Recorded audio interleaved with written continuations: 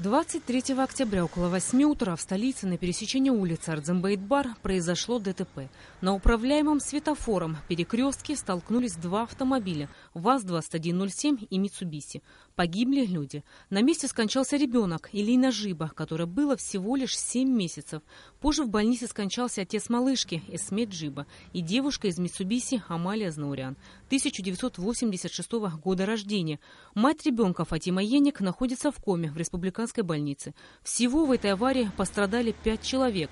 В тот день, 23 октября, было зафиксировано около 10 ДТП. В социальной сети Facebook развернулась бурная дискуссия. Во всех группах, где появлялась информация о гибели людей в ДТП, люди оставляли комментарии, просили компетентные органы ужесточить меру наказания за нарушение правил дорожного движения. Многие из них предлагали при прохождении технического осмотра устанавливать ограничители скорости, которые бы не позволяли водителям превышать скорость более 100 км в час. С вопросом, насколько это реально, мы обратили в столичный городдел милиции. Все средства хороши. Если ограничители поставим, конечно, это естественно, мы понимаем, что это скорость уменьшится автотранспортного средства. Конечно, законодательно к этому подойти надо, изучить все моменты. К чему-то надо идти. Водитель автомобиля ВАЗ-2107 Бадра Халя доставлен в столичное УВД. В отношении него Следственным отделом управления внутренних дел по городу Сухум возбуждено уголовное дело. Халя проезжает на красный свет, у нас это установлено, у нас есть видеоматериал. Совершенно трезвый человек, как позже установлен, доставлен в наркодиспансер.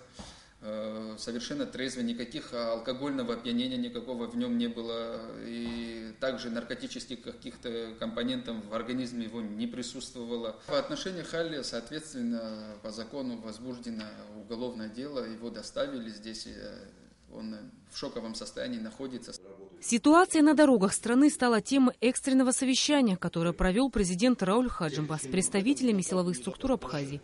Глава государства подчеркнул необходимость принятия жестких мер, чтобы привлечь к ответственности нарушителей правил дорожного движения, особенно если они находятся в состоянии алкогольного и наркотического опьянения. Президент подчеркнул, в отношении всех чиновников и руководителей, независимо от занимаемой должности, будут приниматься жесткие меры в случае нарушения ими или членами их семей правил дорожного движения. В отношении всех руководителей различных ведомств будут приниматься соответствующие меры, чьи дети, сыновья, дочери, в первую очередь с себя начнем, будут нарушать на дорогах. Вплоть, я еще раз говорю, это конкретно записать и применять по отношению к этим, как говорится, людям. Нарушил твой сын, твоя дочь, родители должны быть отправлены в отставку, сняты с работ, с занимаемых должностей. Никаких пощад не будет. У нас сегодня беспредел. За 10 месяцев текущего года в результате ДТП в республике погибли 64 человека. Такую ужасающую статистику озвучил на совещании министр внутренних дел Аслан Кубахи. Большая часть аварий происходит из-за вождения в состоянии наркотического и алкогольного опьянения. Это тоже статистика. Только за прошедшую неделю в ДТП погибли 6 человек. Министр подчеркнул, что во многом ответственность несут родители, которые зачастую даже не знают, где находятся их дети. Аслан Кубахи отметил, что будут наказаны все так называемые ночные гонщики.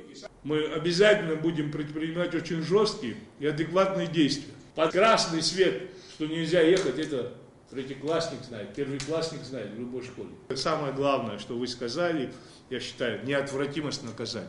Только за сегодняшний день произошли несколько дорожно-транспортных происшествий. Пока готовился наш материал, стало известно еще об одной аварии со смертельным исходом. Днем на республиканской трассе в районе села Кындых в дорожно-транспортном происшествии погиб молодой человек. Рената Шакай, Тимур Гугохи, Абхазское телевидение.